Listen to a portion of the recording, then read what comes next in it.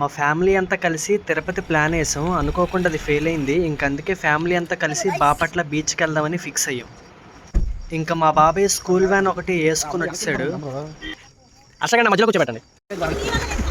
ఇంకా లైన్గా ఒక్కొక్కరిలో వ్యాన్ ఎక్కా అనమాట. మా చెల్లి అయితే చాలా ఎక్సైట్ అవుతుంది, కానీ అది ఆడేది మాత్రం ఒడ్డు మీదే.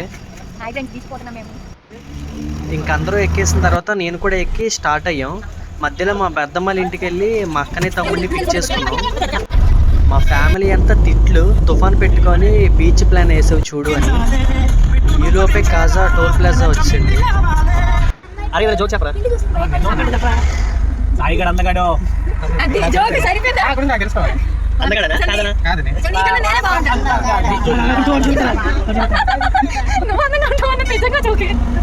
విన్నారు కదా మా అక్క ఎంత పెద్ద పని చేసిందో.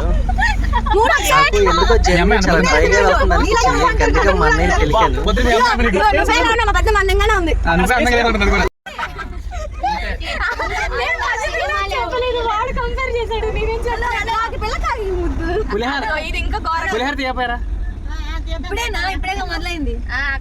ఫ్యామిలీతో బయటికి వెళ్తే చాలు ఆ పులిహార ఒకటి తగల పెడతారు మొహం మీద.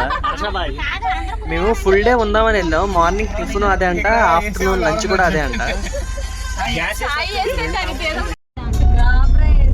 అప్పుడే మేము ఇంకా గుంటూరు దాకా కూడా వెళ్ళలేదు. మా చెల్లి అప్పుడే స్టార్ట్ చేసింది.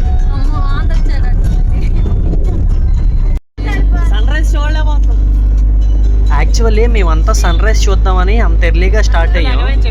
క్లైమేట్ ఎలాగో కూల్గా ఉందిలే అని సన్ కొంచెం లేట్గా వచ్చింది అనుకున్నాం, కానీ చాలా ఎర్లీగా వచ్చింది. మేము ఇంకా సన్ రైజ్ చూడలేమో అని ఫిక్స్ అయిపోయాం.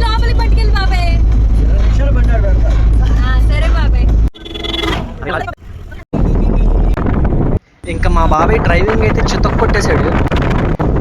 చాలా ట్రై చేసాం కానీ సన్ రైజ్ చూద్దామని, అదైతే మేము అనుకున్నట్టు అవ్వలేదు. నేను సన్ రైజ్ బీచ్ మధ్యలోంచి వచ్చిద్దాం అనుకున్నా, కానీ బాపట్ల బీచ్కి అది అవ్వలేదు. ఎక్కడో సైడ్ నుంచి వచ్చింది.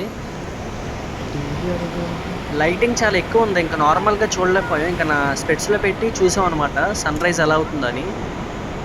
ఎక్సలెంట్గా ఉంది వ్యూ మాత్రం.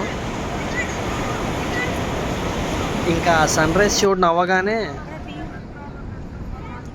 టీ కూడా ఫ్లాస్క్లో వేసేపనిగా పులిహార చేస్తున్నారు. మేము బీచ్లో ఎలా ఎంజాయ్ చేసామన్నది నెక్స్ట్ వీడియోలో చెప్తాం.